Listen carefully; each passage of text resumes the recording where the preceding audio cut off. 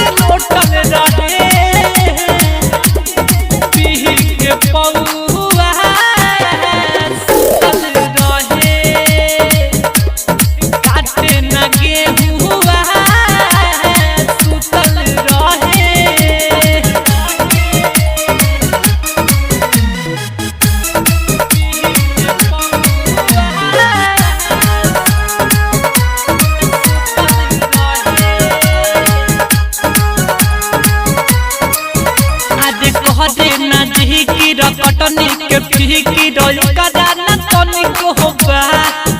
आज जाई अकेले खाली ढकेले हमरे के कहेला जा हमरे के कहेला जा कहरे ना जी की कटनी के पीकी रोल कराना तनी को होगा आज जाई अकेले खाली ढकेले हमरे के कहेला जा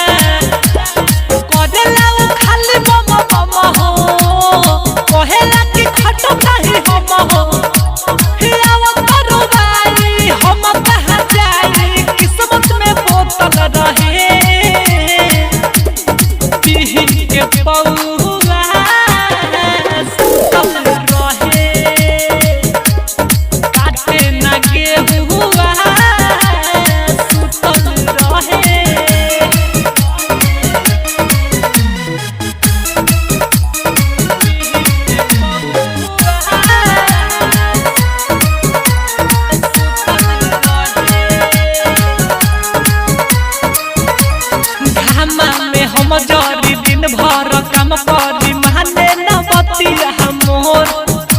देखे तबे में झड़ जाई गेहूं सब सड़ जाई जदी हम देह छोड़ जदी हम देह छोड़ घामा में हम जरी दिन भर काम करी माने न बतिया मोर खेतबे में झड़ जाई गेहूं सब सड़ जाई